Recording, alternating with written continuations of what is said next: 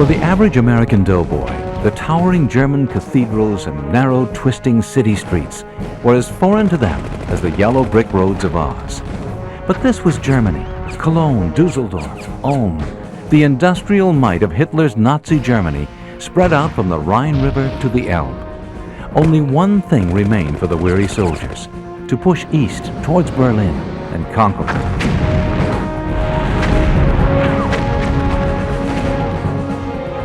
The following programs pick up the battles of World War II in the early spring of 1945. Allied soldiers are moving out of the Ruhr Valley towards the mighty Rhine River.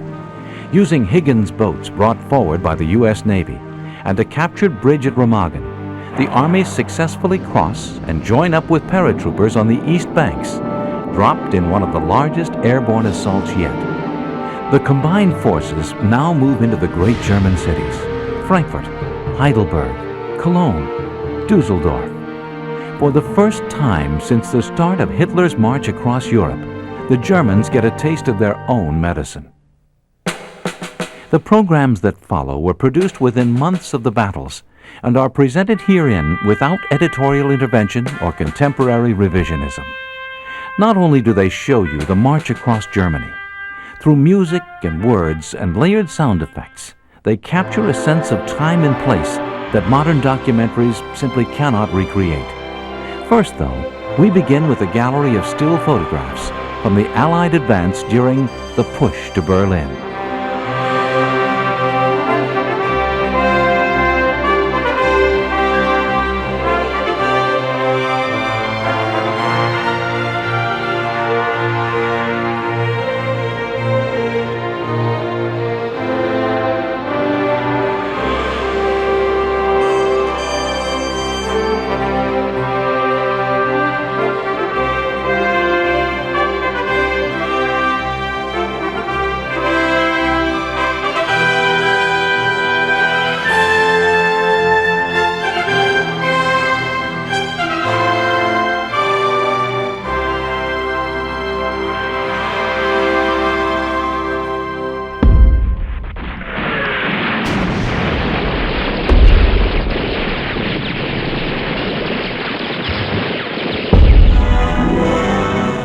North of Trier in the lower Moselle Valley, units of General Patton's Third Army battle their way through the Eifel Hills, straightening a line running 35 miles up to the fallen enemy base of Prüm. Early in March, the 11th Armored Division, in conjunction with the 4th Infantry Division, pushes forward preparatory to a jump-off from the Kiel River above the Moselle to the Rhine.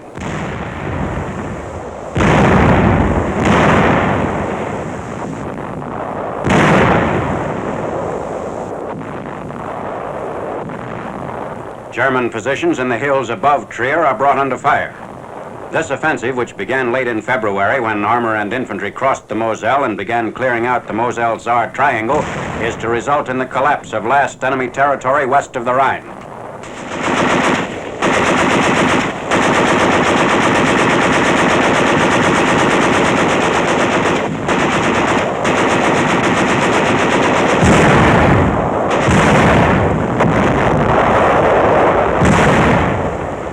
Nazi prisoners seek cover from the fires of German batteries.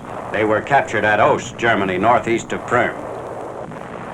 This action is well beyond the Siegfried Line, which the Third Army has smashed at all points north of Trier.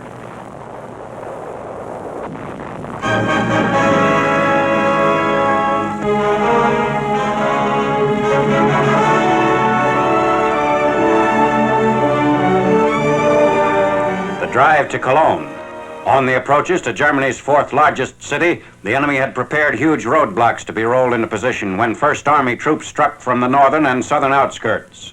On 5th March, men of the 3rd Armored Division eliminate pockets of resistance in the suburban towns of Pulheim and Bokelmund. A total of 15 villages around Cologne are taken in the advance on the city. The few remaining civilians seek the shelter of our lines as street fighting intensifies.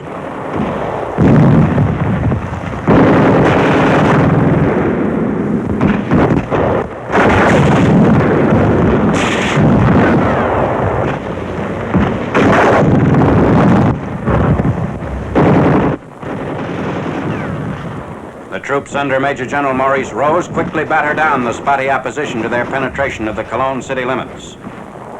Augmenting the two First Army units which had crossed the Ruhr at Düren, the Third Army spearheaded the drive due east, reaching the Rhine downstream from Cologne before turning south for this rush toward the city.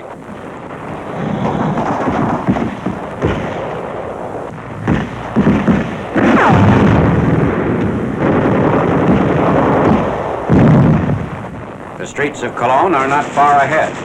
Tanks and infantry press forward on the road leading directly into the heart of the besieged metropolis.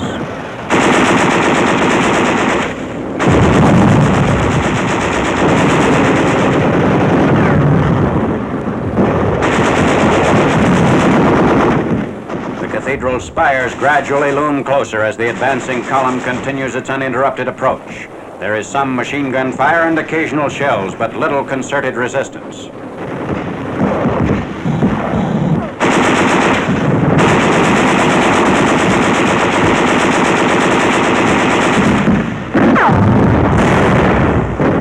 At the underpass into the city, the Nazis have set up a barricade consisting of disabled streetcars and heavy iron beams.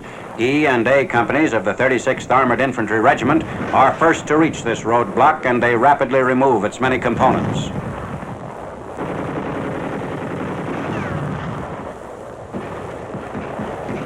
A tank dozer is utilized to pull out the streetcars blocking the underpass.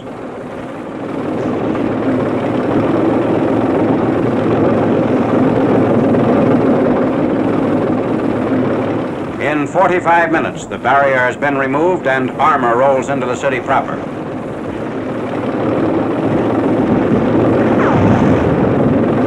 The Germans are holding out in various strong points and bomb-shattered buildings. Most of the opposition comes from regular troops. Our units report no house-to-house resistance by the Volkssturm.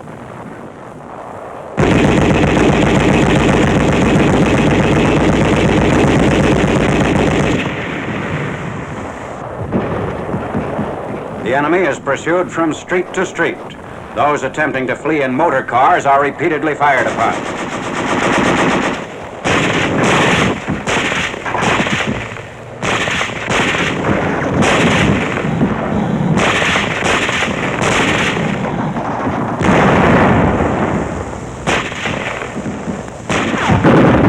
Snipers are routed from their positions.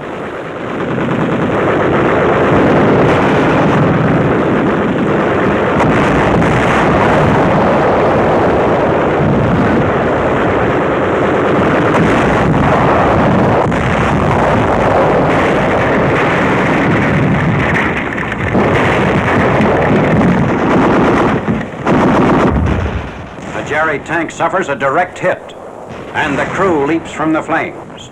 Concussion rocks the handheld camera with its telephoto lens.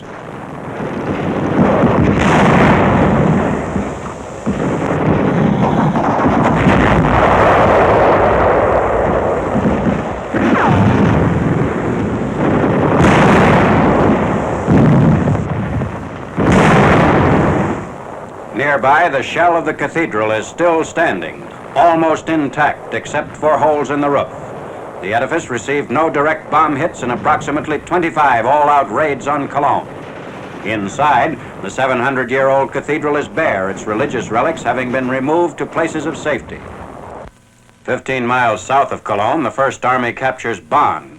The enemy barely had time to blow up the span across the Rhine. 2 Nazi engineers were trapped on the bridge after placing the charge. Even as the 1st Division takes Bonn, the 9th Division, which has been fighting at its side through 2 years of far-flung campaigning, smashes into Bad Godesberg. This city, 12 miles south of Bonn, is captured on the morning of 8th March. The normal population was 23,000.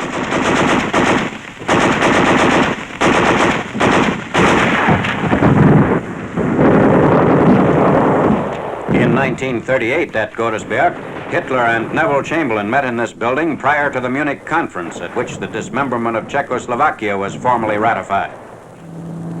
Establishing the Remagen bridgehead, vehicles in long line move up to the span named after General Ludendorff. Nazi plans called for demolition of this bridge between Remagen on the west bank and Erpel on the east. But on 7th March, 9th Armored Division patrols removed the charges before serious damage could be done, and we had a bridge intact over the Rhine. Tanks and infantry crossed to capture Erpel and surrounding high ground before pushing on inland. The bridge's railroad tracks have been planked over for vehicular traffic.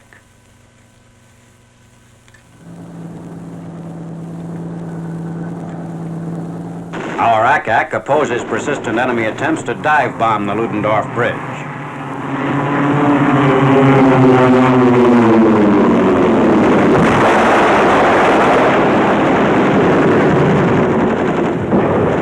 Despite these attacks, the bridgehead rapidly expands. This marks the first breaching of the Rhine River line since Napoleon crossed in 1805.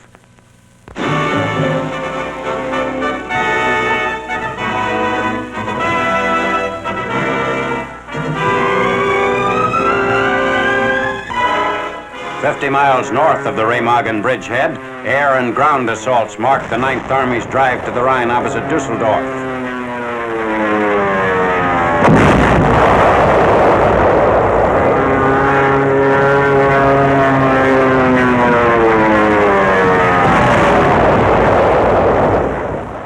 A tank of the 2nd Armored Division opens fire. Lieutenant General Simpson's troops drive closer to the remainder of Field Marshal Montgomery's 21st Army Group, the British 2nd Army and the Canadian 1st. Striking from the Neuss area, where 3 bridges have been blown, the 9th Army gains control of the 13 miles of the Rhine's west bank.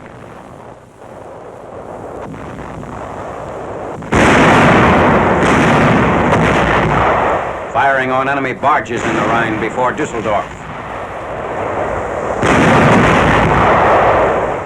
In the meantime, the 35th Infantry Division, after taking the town of Geltern, Germany, moves forward to make contact with British units advancing down from the north. Men of the 35th meet Tommies of a Welsh division.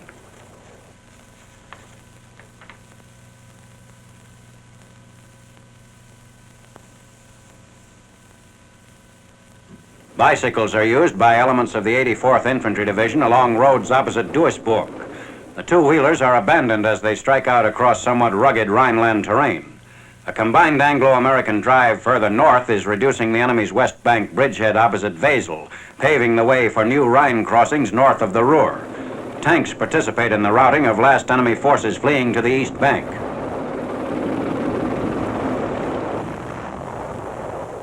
The battle for the town of Gaynent, due west of Duisburg.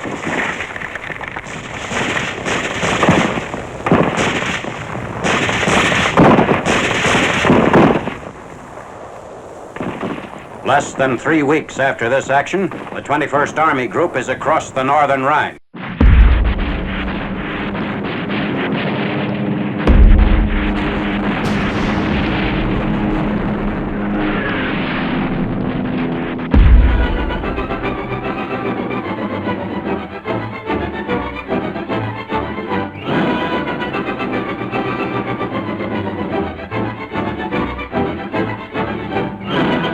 The RAF and the American 8th Air Force strike at tactical objectives beyond the Rhine. For a week preceding the Allied cross-Rhine drive, air power pulverizes Wesel and other strong points. The rocket-firing Typhoons cut down installations of the Nazi defense network.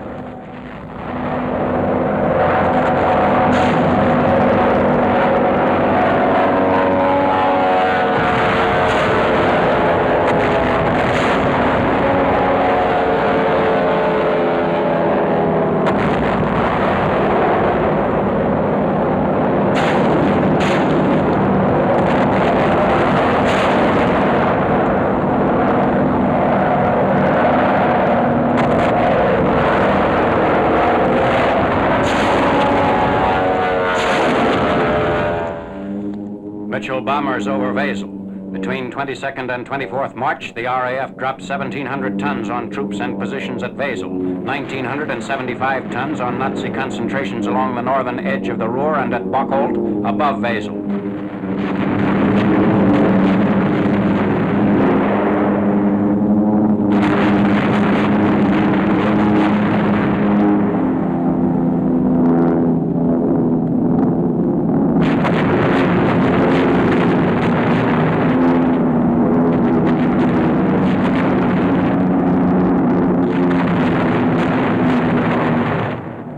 Friday night, 23rd March, just before the Allied armies begin streaming across the Rhine, the RAF Bomber Command blazes the way for the ground troops. The brilliantly clear weather holds all through the evening.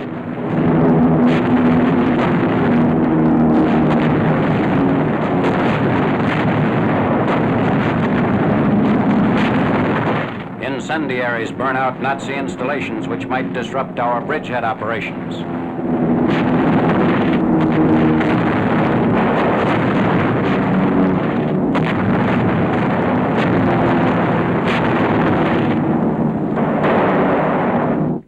Dawn, 24th March, south of Paris.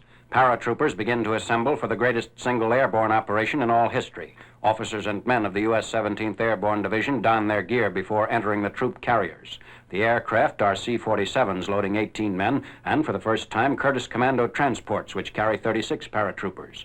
The C-46 Commando is fitted with 2 doors and drops at shoot us from both sides simultaneously. Meanwhile, at Allied bases in England, the British 6th Airborne Division begins another phase of the operations. Activities are in exact synchronization with the takeoffs of the U.S. 17th Airborne from France. Gliders jammed with equipment are ready to be hooked up to British Sterling bombers.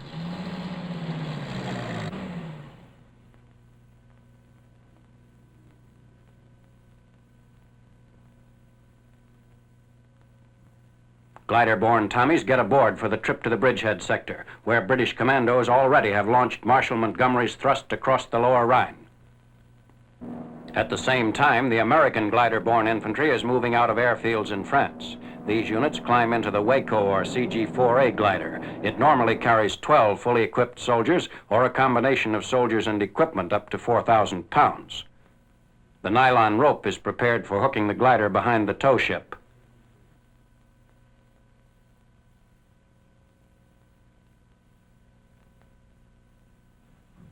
Ready for the takeoff.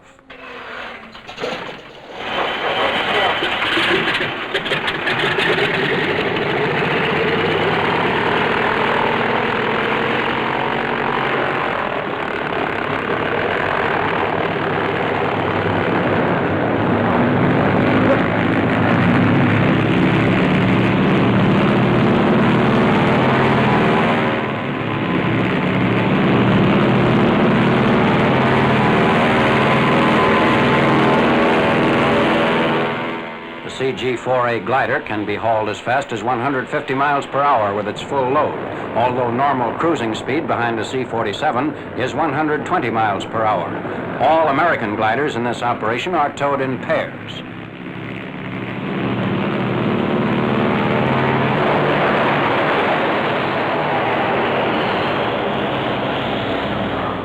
The troops taken aloft constitute the 194th Glider Infantry Regiment.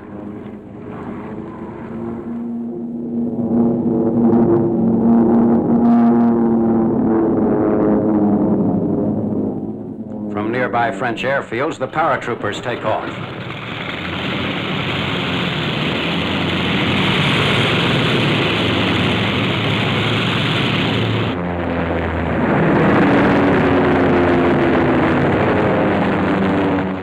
Initial elements of Lieutenant General Louis H. Brereton's 1st Allied Airborne Army on their way toward the Rhine.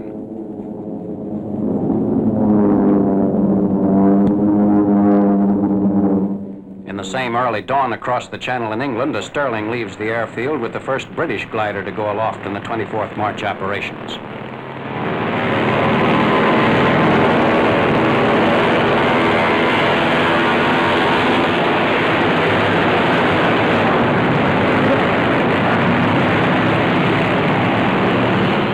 Two types of gliders carry the British troops' weapons and supplies. The Hamel car, which can transport a light tank of approximately 8 tons or any other equivalent load. The Horsa, which is the British standard glider and carries a load of 3 tons. Both are towed singly.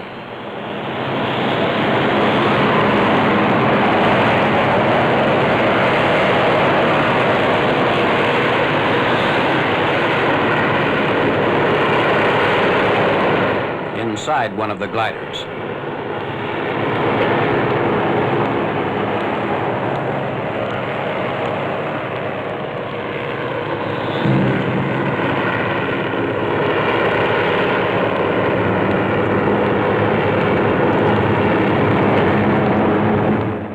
the Sterling bomber as the glider train wings its way over the British countryside.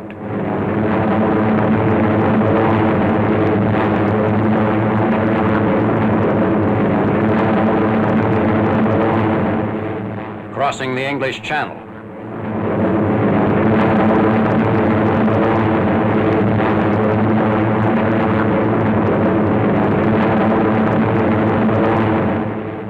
The rendezvous point for the British and American aircraft is near Brussels. Streaming eastward across Belgium, the two great aerial task forces total 1,600 planes, 1,400 gliders, and 40,000 troops.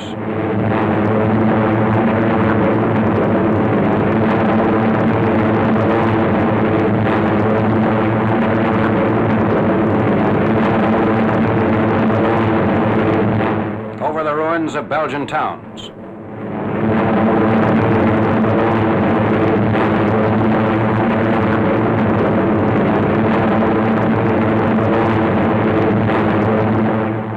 General Brereton and British officers watch the air armada wing its way toward the objective.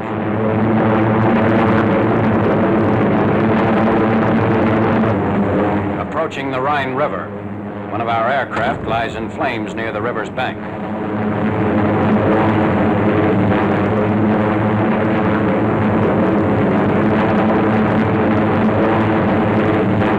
Paratroopers and parapacked supplies spill out over the drop zone in the race-basal area. In this leapfrog of enemy positions east of the Rhine, the objective of the airborne divisions is first to contain the German rear and then make a quick junction with the ground troops.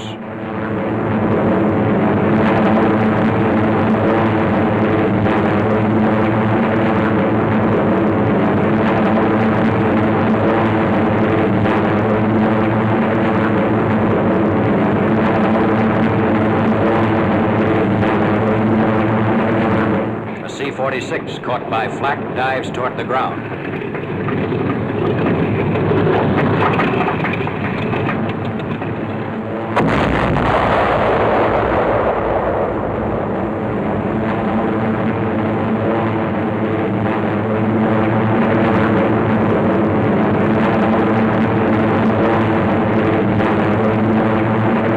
The gliders are ready to be cut loose. At the signal, glider from tow ship, the nylon tow rope is unhitched.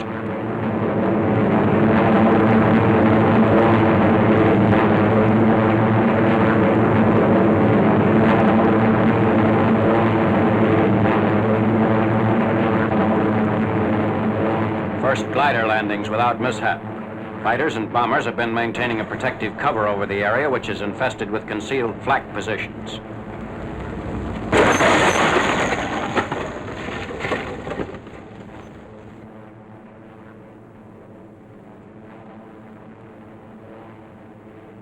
One of the crack-ups.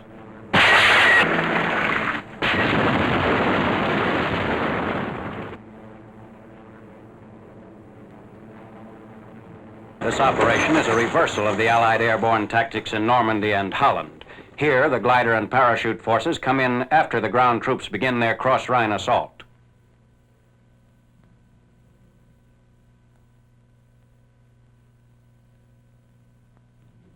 Moving out against targets as mapped during the briefing sessions. Assembling squads and forming into fighting units, they spread out behind the Nazi lines. On the first day, the airborne troops capture 6 bridges across the Isel River intact. They seize 4,000 German troops behind their own front lines.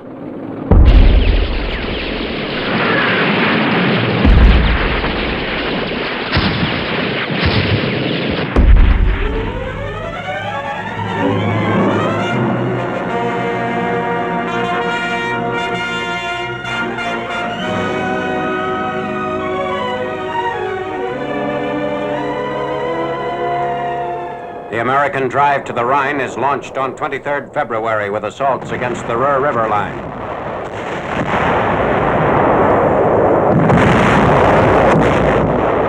Troops of the 1st and 9th Armies await the signal to follow platoons which negotiated the swollen Ruhr in the hours before dawn.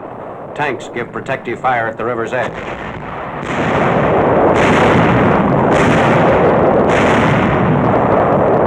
An early morning mist hangs over the west bank as elements of the 104th Infantry Division move up assault craft for a crossing to the Düren area east of Aachen.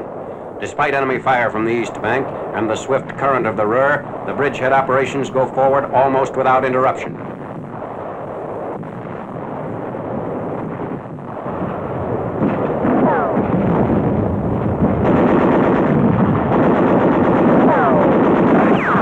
Once across the river, assault units of the 104th move on initial objectives in and around Düren. They attacked the factory section of the German industrial town, which had a normal population of 35,000. A building-by-building Nazi defense is overcome.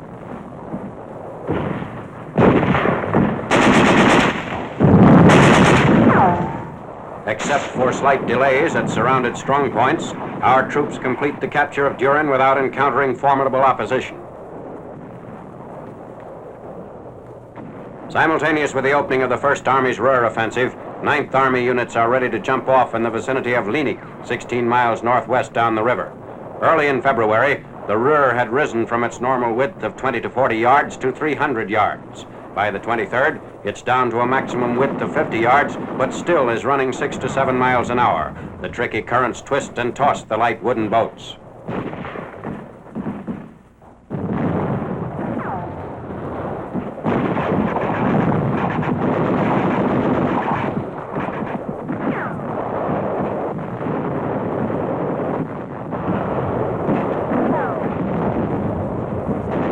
One of the assault craft is shown righted again after having overturned and nearly drowned its occupants. Repetitions of such incidents are numerous. Rescuers saved many lives.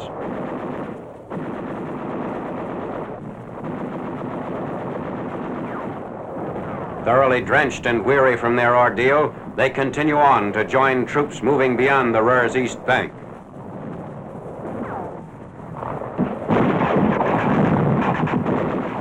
A footbridge to facilitate further crossings is constructed by combat engineers under intense machine gun and mortar fire.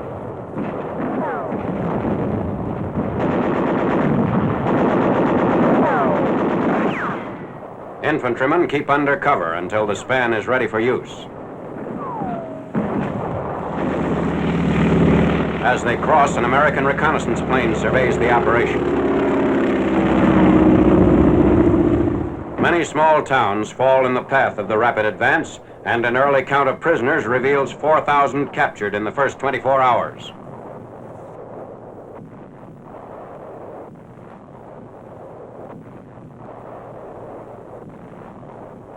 The 29th Infantry Division, still another arm of the coordinated drive across the Ruhr, it has the assignment of seizing the river fortress town of Jülich. Veterans of the siege of Saint-Lô in Normandy, Major General Charles Gerhardt's troops race across the infantry support bridge and on toward the objective.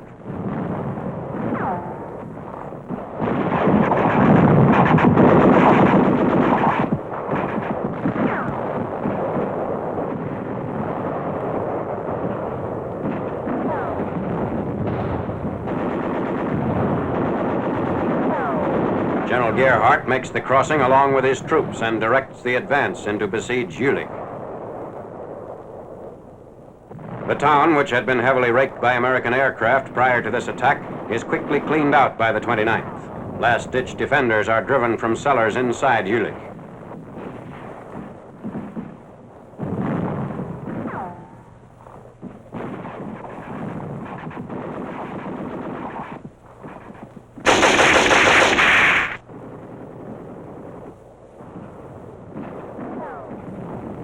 The crossings into Jülich continue. To make this position across the Ruhr secure, 9th Army troops occupy a ridge north and east of the town overlooking the bridgehead area. Before leaving, the 29th posted this sign. Aerial views of Jülich show the effectiveness of artillery and air bombardments preceding the assault by infantry troops. The 9th Air Force put in more than 2,000 flights aimed at helping the armies across the Ruhr. Initial successes in this area are rapidly followed by thrusts against the German line guarding Cologne and Düsseldorf. 9th Army spearheads strike beyond Jülich. This sudden thrust northeastward toward the Rhine comes after the Ruhr bridgeheads have been consolidated into a 25-mile strip from north of Linik to south of Düren. The 9th Army's new drive is coordinated with Canadian 1st Army operations between the Maas and the Rhine. The vital road center town of Erkelenz, population 10,000, falls to the 102nd Infantry Division. Civilians in large numbers are encountered by our troops for the first time since entering Germany.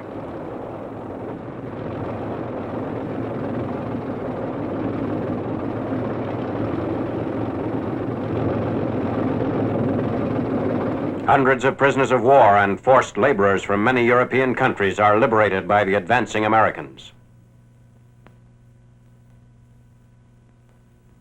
Evidence that Red Cross food packages intended for American prisoners have been opened and used by the Germans. On 28 February in Heppendorf, men of the 104th Infantry Division find boxes in Nazi billets and throughout the town.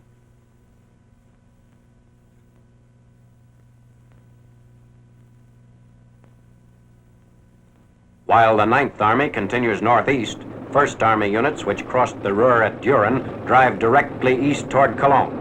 Natural barrier before these troops is a tributary of the Rhine, the Erft River and its companion waterways. 3 crossings of the Erft are made by 1st March.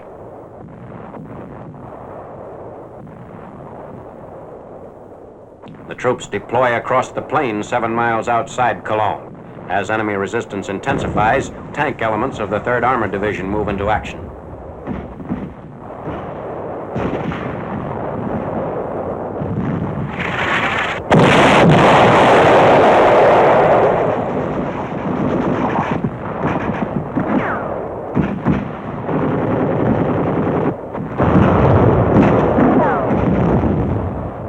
Taking defensive positions in captured German trenches.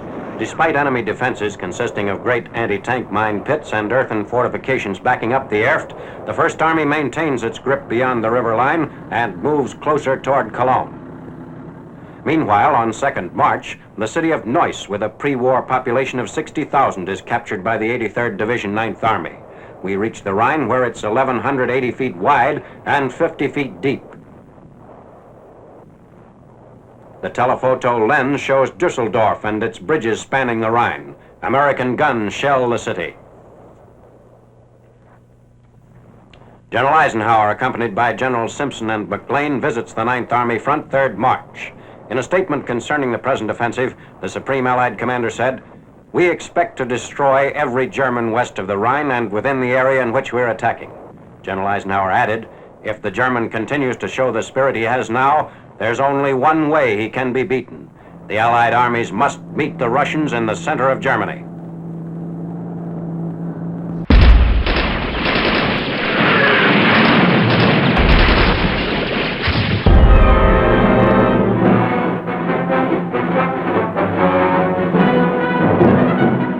British film showing transportation of landing craft to Allied armies prior to the Rhine crossing. At Ostend, Belgium, a landing ship dock unloads LCMs and LCVPs brought over from England.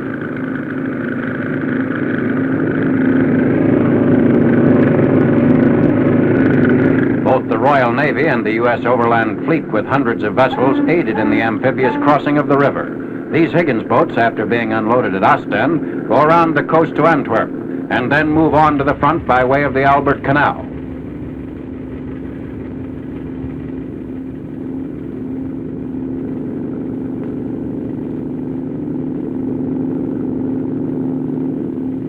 The craft are sent to hiding places near the Rhine, where they're stored to await the signal for the crossing. Although many vessels travel the water route to their destination, most of the landing craft are sent to the front on specially fitted trucks called tank transporters.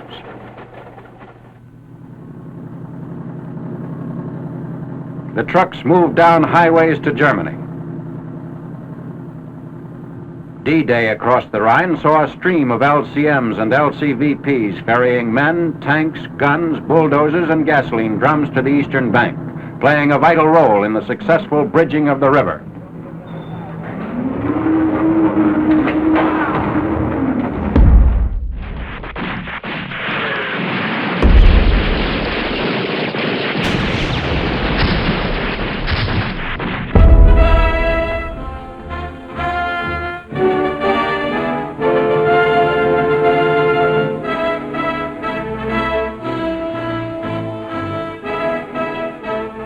The battle for Frankfurt on the Main. Elements of the 6th Armored Division approached the one remaining bridge into Germany's 9th largest city. Weakened by repeated shellings, the span is impassable for heavy armor. The 3rd Army tanks hold the bridge approach while infantry troops try to get across. Facing them is small arms fire and bazookas along with an artillery barrage from enemy points along the Rhine River.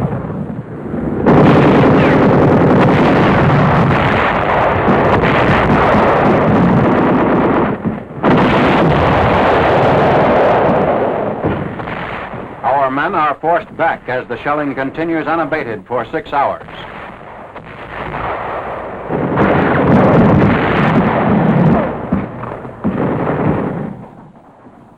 Awaiting the signal for another attempt at a crossing, they again approach the damaged bridge in single file, and then dash across, still under withering enemy fire.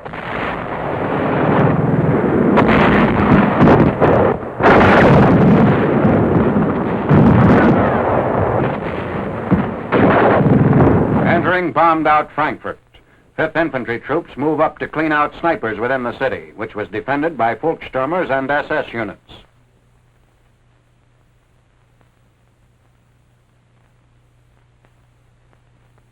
Frankfurt is cleared by 29th March. 10 miles southeast of the fallen Rhine bastion of Mannheim, 7th Army forces speed down the superhighway toward Heidelberg.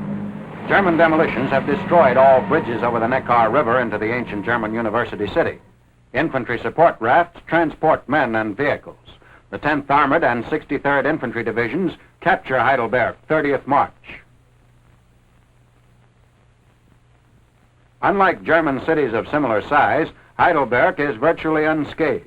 All newer parts of the city north of the Neckar are almost unmarked. Reports on the old town south of the river indicate only light damage. Liberated Frenchmen celebrate in the streets of Heidelberg. To the northeast, General Patch's 45th Infantry Division received 12th Tactical Air Command support in the attack on Aschaffenburg. This town was reported cleared when the 3rd Army rolled through late in March, but a new fanatical stand is made by the Nazis. Bombs start huge fires.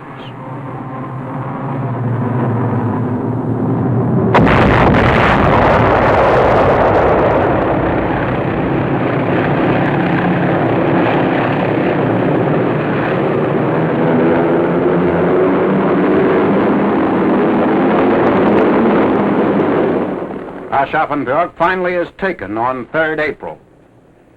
Another 7th Army Division, the 12th Armored, is driving across the Bavarian plain in the vicinity of Würzburg. This attack on 31st March is against the town of Nassik, just below the Keene Mine River city. An estimated 250 Nazis are holding out in the town. All are reported to be youthful soldiers, 16 to 18 years old. 1 hour is allowed them to come out and surrender. 95 Germans give themselves up.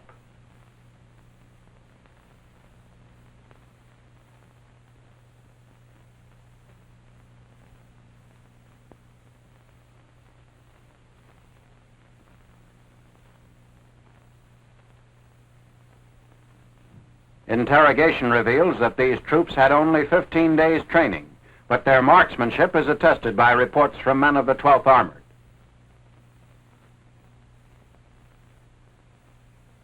The battle continues against fanatical defenders remaining inside Nassik. With the support of the tank elements, the town is entered by Negro units of the 43rd Armored Infantry Battalion.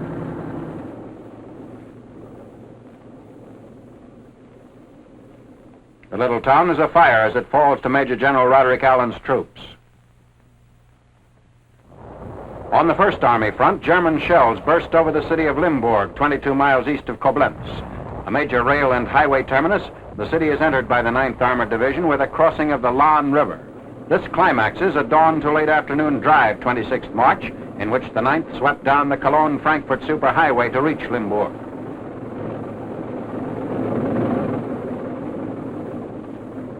Among the prisoners taken in the town are those wearing the Volkssturm armband. Limburg had a normal population of 12,000.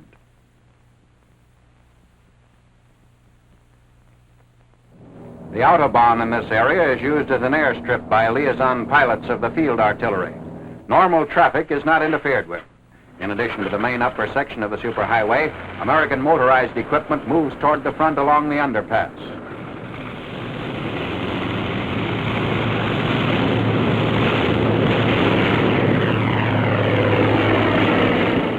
Employing the largest concentrations of armor in First Army operations, General Hodge's far-ranging columns spread out eastward on express highways, once the pride of Hitler Germany.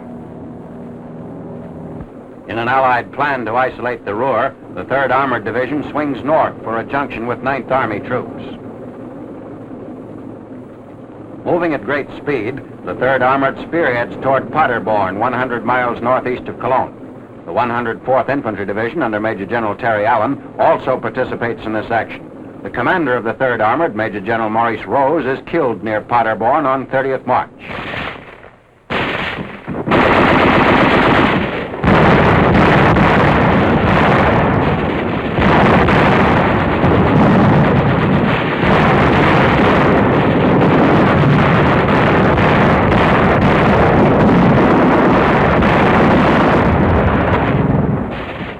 Woods and hills south of Paderborn are cleared before the town is entered.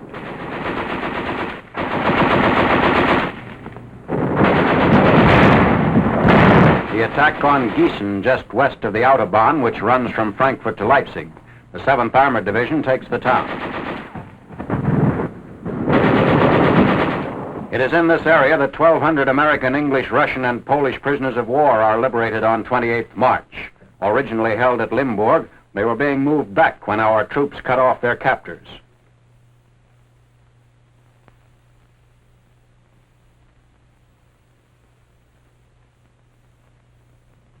Wetzlar, Germany. Further extending its hold on the Lahn River, the 7th Armored enters this city adjacent to Gießen on 29th March. Major General Robert Hasbrouck's troops take many prisoners in the still burning town. 14 days in the service, this Nazi had seen only 2 hours of action when captured. Freed slave laborers of all nationalities leave Wetzlar.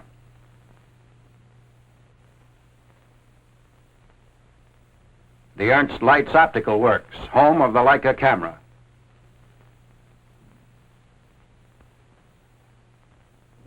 Town after town is seized by the 7th Armored.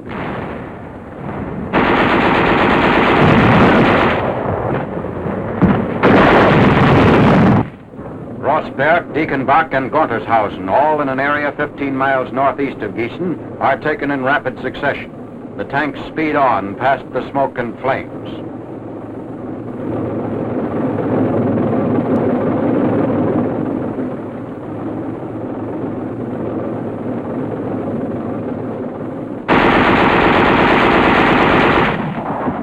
The armor moves forward at a pace that permits only preliminary clearance by motorized infantry, and later complete mopping up by infantry on foot. The 7th Armored Division advances 96 miles in 5 days, reducing all opposition in its path.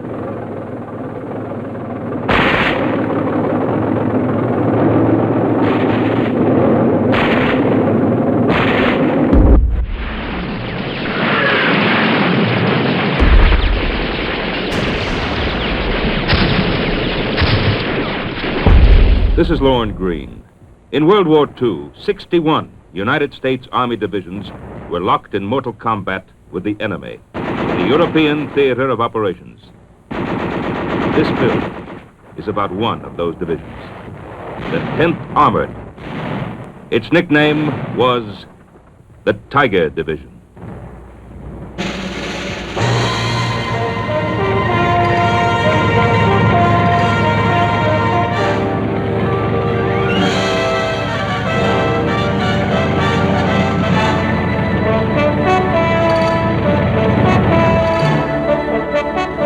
On the 16th of December, 1944, Hitler began his great drive to the port of Antwerp, the Ardennes offensive.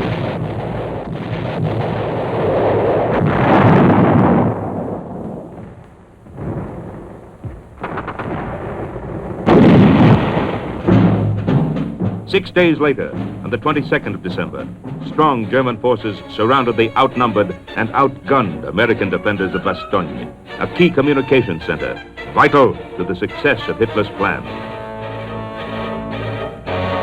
As a result of this encirclement, the commanding general of the German 47th Panzer Corps delivered a surrender ultimatum to General Anthony McAuliffe, commander of the Bastogne garrison.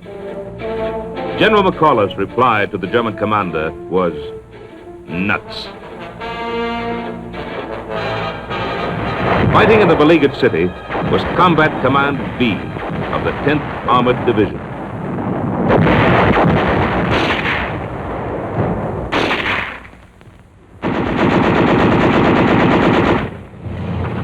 From the very beginning of the battle for Bastogne, heavy fog and bad flying weather prevented aerial resupply and fighter support.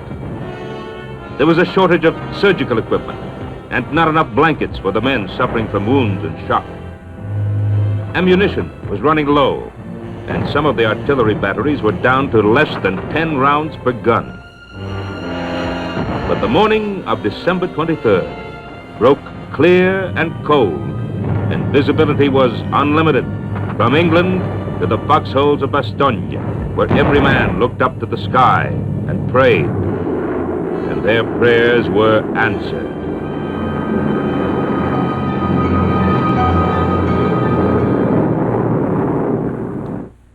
I'm William Lynn Roberts, Brigadier General, U.S. Army retired.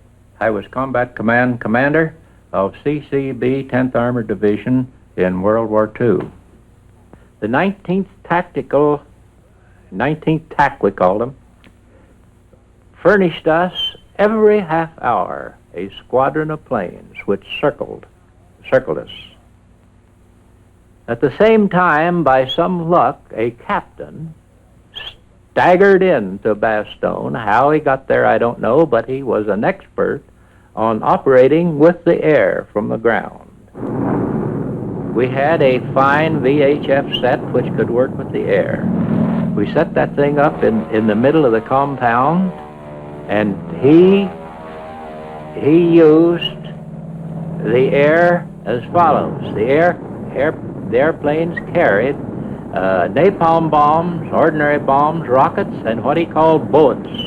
He says, I pulled the napalm bombs first, then I pulled the bombs next, I pulled the rockets next, then I gave them bullets, and before I let them go, I made them circle once to give us new targets.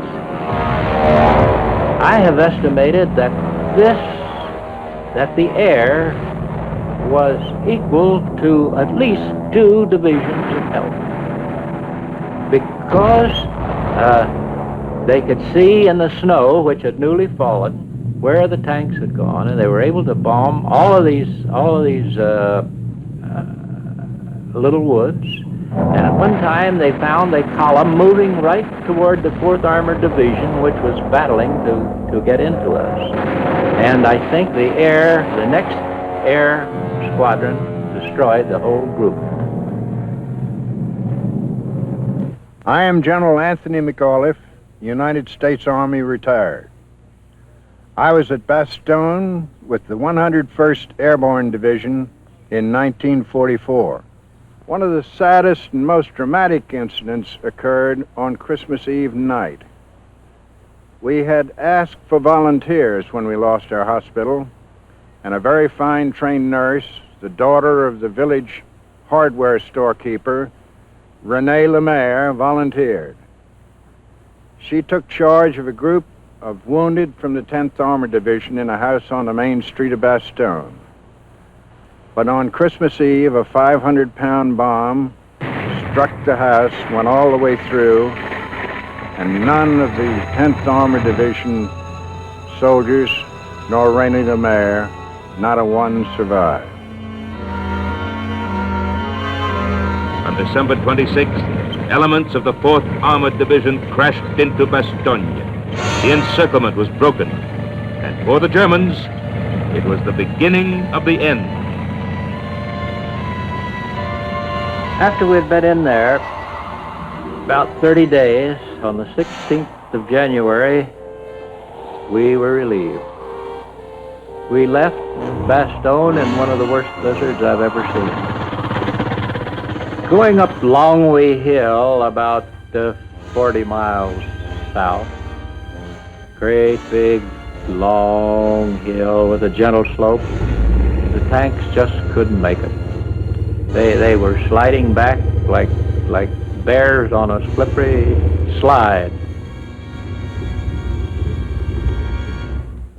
In thinking it over, I've decided that if we had been in Bastogne alone without any infantry, we couldn't have held 10 minutes. The 101st Airborne, without the steel that my outfit afforded, could not have held. But the steel of my outfit and the blood and flesh of their outfit made a pretty tough combination. It's always seemed regrettable to me that Combat Command B of the 10th Armored Division didn't get the credit it deserved in the Battle of Bastogne. All of the newspaper and radio was about the paratroopers.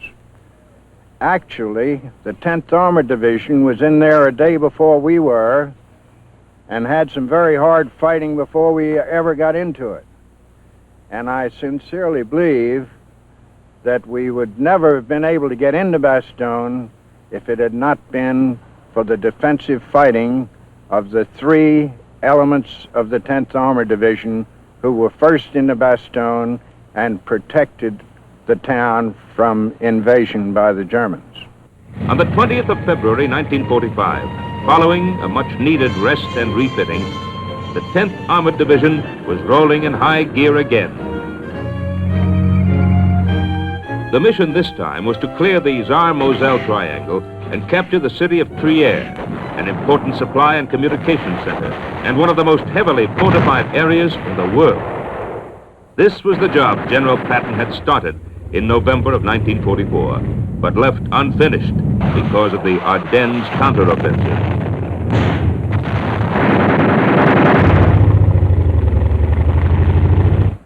I am Colonel James O'Hara. I commanded the 54th Armored Infantry Battalion of the 10th Armored Division. Our division was involved in action in the Saar-Moselle Triangle on two different occasions. On the first occasion, I was not involved. On the second occasion, it was after the Battle of Bastogne. We were told to drive to Saarburg. As I recall, the 94th Division, which was an infantry division, cleared the way through the Siegfried Line, and we followed and got into Saarburg with little incident. When we got up to the Saar River, our division headquarters moved into the town of Ale and planned a river crossing. For this river crossing, General Pyburn, who commanded CCA, was put in command. He was given all three of the armored infantry battalions as his command and told to take them over the river in assault boats and seize the high ground on the other side. My name is John Drew Devereaux. I was a company commander in the 10th Armored Division during World War II. I think the river crossing we did on the way to Trier was one of the things that I would least like to have to do again. We did it at night, and it's always more difficult to do something at night, and it's a lot more scary. We carried these assault boats for what seemed like about 5 miles through the woods. When we came out of the woods at the edge of the river, we had to go across a lot of open field and over some fences. While we were going through there, it was pitch dark, of course, and all of a sudden we walked into not only a minefield, but the whole place was booby-trapped. Just as the first mine or first booby trap went off, of course, they began to let us have it with mortar and artillery fire, and people screaming, "Medic."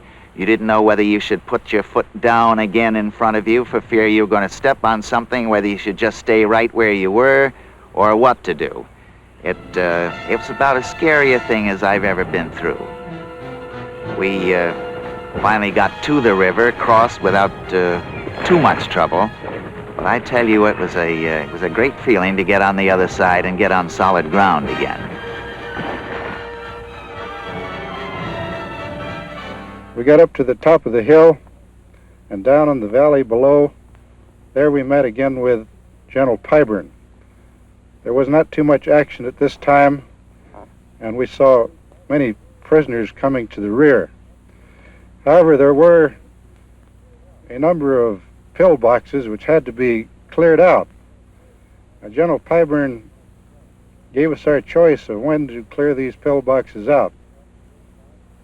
Some of them did clean them out in the daytime, I mean some of our battalions. In my case, I decided to clear these pillboxes at night. We'd had a lot of training back in the States on how to take a pillbox, so when it came our turn to do this, we were fairly well prepared for it.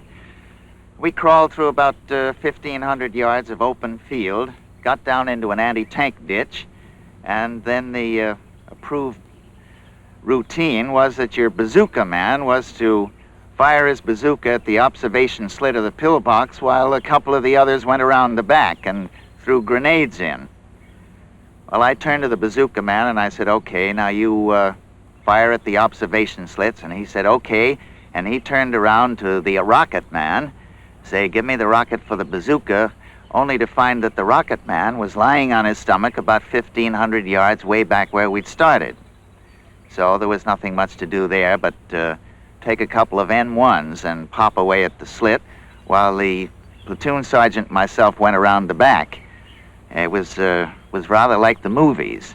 Platoon sergeant would open the door, back door of the pillbox, and I'd take a grenade and throw it in, and then he'd slam the door and we'd both lean on it, make sure nobody got out. We did this pretty well all afternoon, and I think about the end of the afternoon we had maybe 100, 150 prisoners. By February 21st, 48 hours after the attack on the Tsar-Moselle Triangle began, the Tigers of the 10th, together with elements of the 94th Infantry Division, had overrun 85 square miles of German real estate and captured 23 towns, thus setting the stage for the subsequent capture of Trier.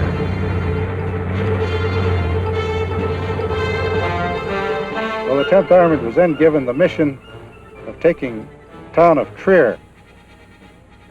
So we were sent down the road and were told to capture Trier, and we had to go through a town called Zerf.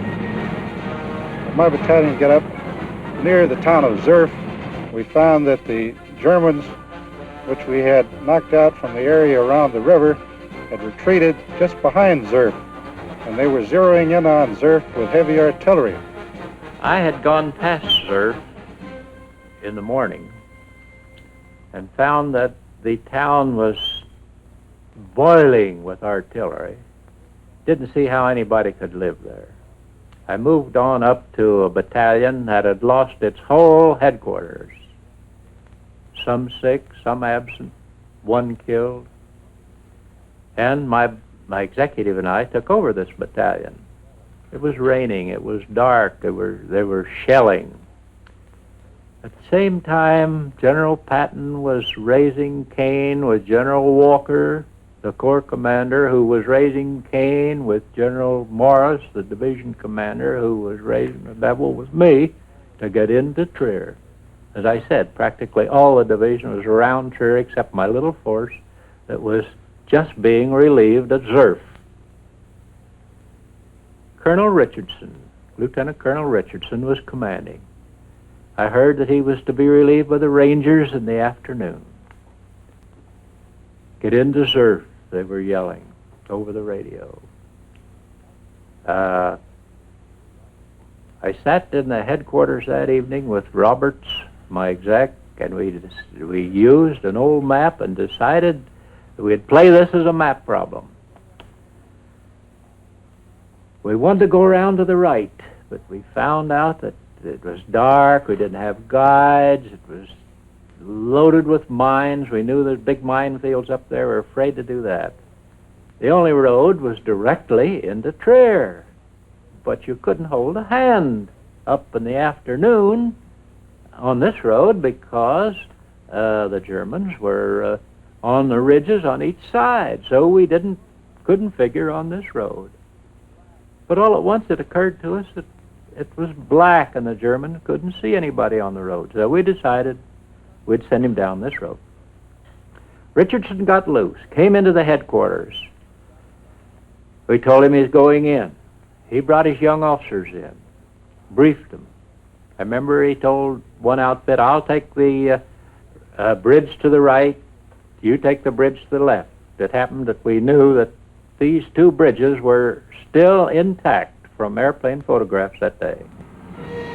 To make a long story short, Richardson got into town and his bridge blew up in front of his face. He hadn't heard a boom for the other bridge, so he rambled down in his tank to the other bridge, found out that it hadn't blown, that there was a little shooting from this end of the bridge, but it was sporadic and wasn't organized.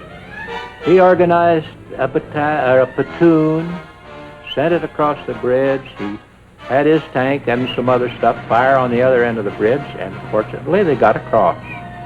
They captured the man the officer who was supposed to blow it.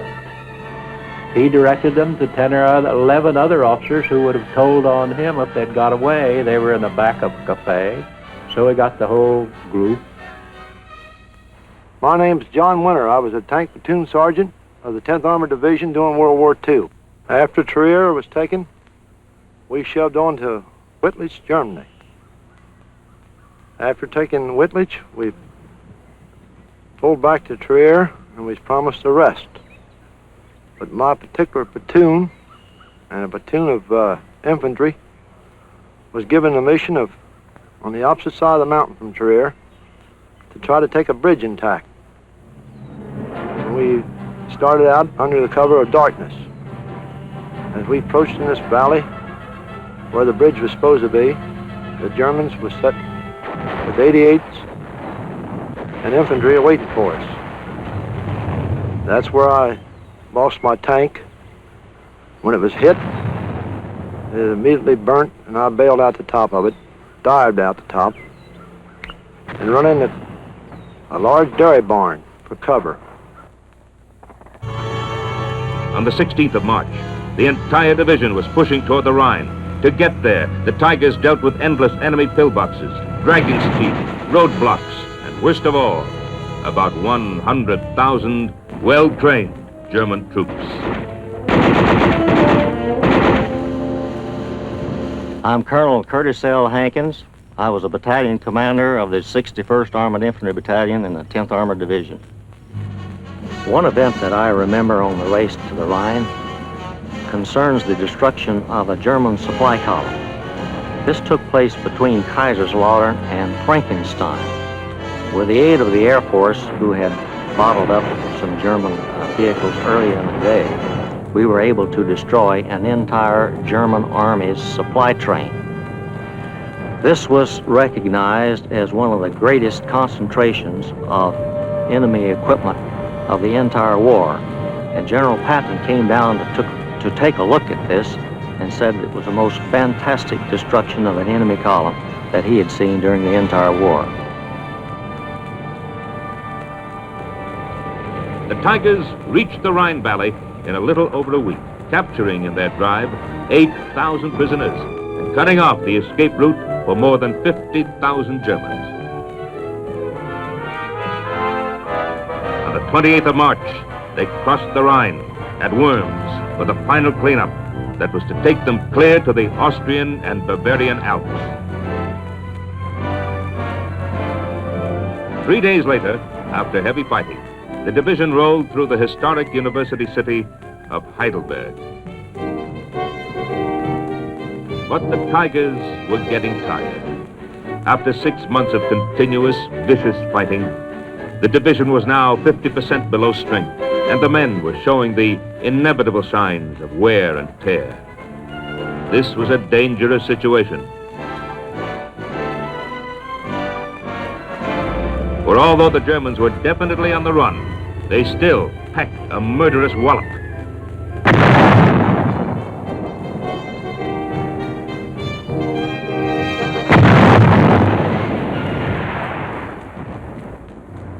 On the 3rd of April, 1945, the 10th Armored Division and a battalion of the 100th Infantry Division received orders to seize the town of Heilbronn and continue east. I am Lieutenant Colonel George Hamill. During World War II, I was a company commander in the 21st Tank Battalion, 10th Armored Division. The division had been ordered to seize the city of Heilbronn, a key communications center. And our battalion, Task Force Riley, had driven up to the very gates of Heilbronn, only to find that the bridges across the Neckar River were blown in our faces. The division was then ordered to attempt to cut off Heilbronn from the rear. Task Force Hankins crossed the Neckar River north of Heilbronn and made a wide sweep into Crailsheim. They ran into very little opposition. We were ordered to follow Task Force Hankins, pass through at Crailsheim, and continue on toward Schwäbisch Hall. We successfully passed through Crailsheim, went through the next large town called Ilshofen, and penetrated deeper into German territory when we came to some blown bridges and were completely stopped. By this time, the Germans had reacted to this penetration into their rear. The German reaction was violent. It was his greatest display of strength since the Ardennes offensive. By the 8th of April, Crailsheim had been cut off by the Germans. Supplies were running low for the Americans in the city, and it looked as though another Bastogne might be in the making. But the Air Force came through again. In the next 2 days, transports from the 9th Troop Carrier Command brought the necessary gasoline, rations, and ammunition to sustain the Tigers.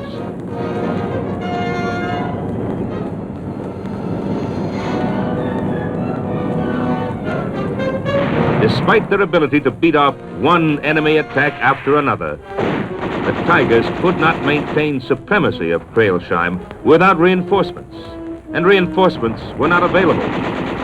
As a result, the mission was changed and the division ordered to withdraw from the area. We all resented, I think, the fact that we had to give up this terrain that we'd taken and held. Certainly we were not driven out. We withdrew. It was a sad disappointment indeed to receive orders to withdraw from Crailsheim, especially after it appeared that the overall objective had been won. From the 11th to the 22nd of April, the combat-fatigued Tigers streaked south. By the 23rd of April, they stood poised along the north bank of the Danube River, southeast of Ulm, where the 44th Infantry Division was already fighting, and where intelligence reports indicated the 1st German Army planned to make a desperate stand.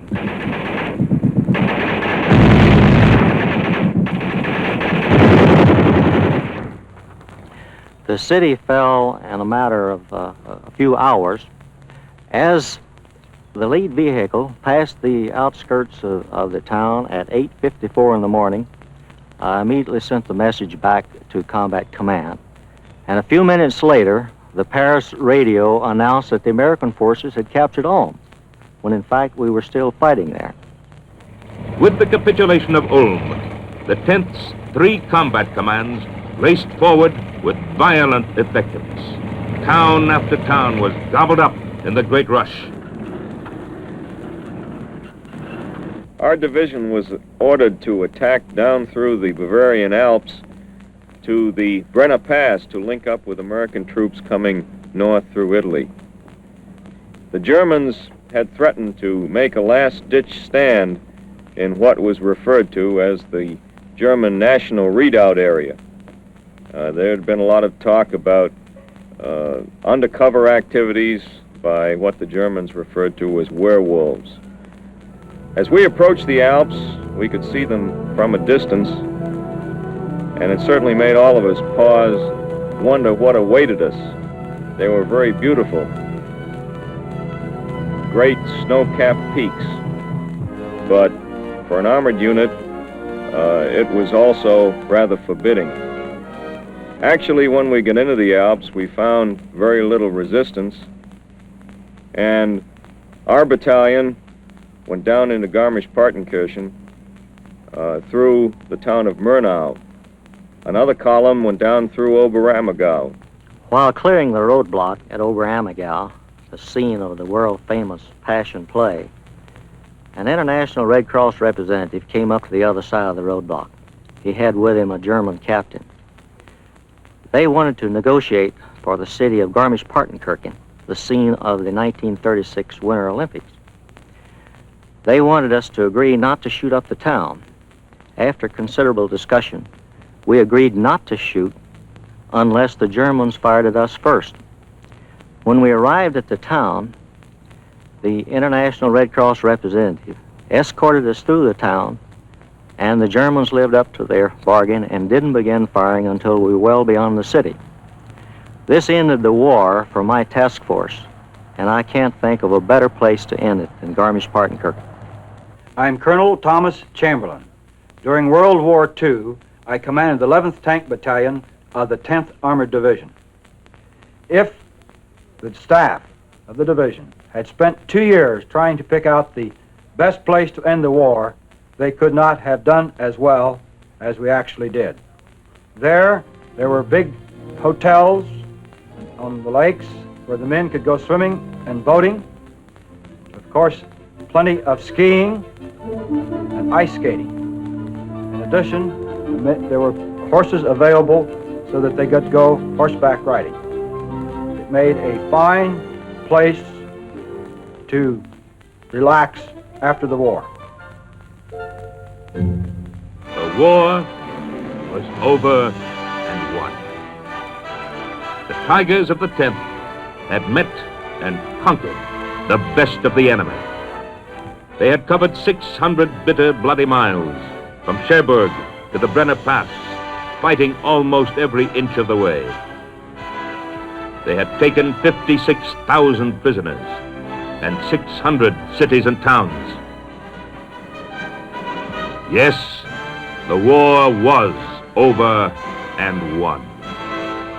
The fighting was finished and done.